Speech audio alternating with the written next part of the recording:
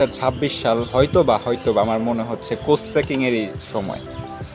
কারণ কালকে Xabi Alonso sec হয়ে গিয়েছে রিয়াল মাদ্রিদ থেকে। এটা পুরো কনফার্ম হয়ে গেছে যে সাবি আলোনসো থাকতে চেয়েছিল, কিন্তু রিয়াল মাদ্রিদ তাকে রাখেনি। তো সাবি আলোনসোর দোষটা কোথায়? সাবি আলোনসো তার ট্যাকটিক্সের কারণে ড্রেসিং রুমে উত্তেজনা সৃষ্টি হয়েছে। এরা তার কথাবার্তা গুরুত্ব কম দিচ্ছে। রদ্রিগোর সাথে তার অবস্থা ভালো না, এমবাপ্পের সাথেও মনোমালিন্য, ভিনির সাথে এরকম একটা অবস্থা। আর তাছাড়া সাবি আলোনসোর একটা ভুল, তার ধৈর্য খুবই কম। আপনি যদি মাদ্রিদের ডাগ আউটে দাঁড়িয়ে ধৈর্য রাখতে না পারেন, সেটা খুবই খারাপ।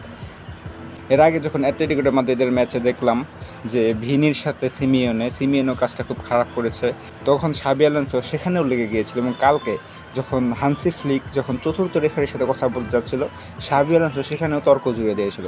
তো আপনি মাদ্রিদের মতো দলের ডাগ আউটে থেকে যদি নিজেকে ধৈর্যশীল না রাখতে পারেন, মাথা ঠান্ডা রাখতে না পারেন, তো ভাই মাদ্রিদ আপনার জন্য না। তো কি হয় যায় না, মাদ্রিদের জন্য শুরুটা মোটামুটি ভালোই ছিল। 72% উইন আমি দেখলাম যতটুকু। জানি না সাবি আলোনসো সামনে কোন ক্লাবে যায়।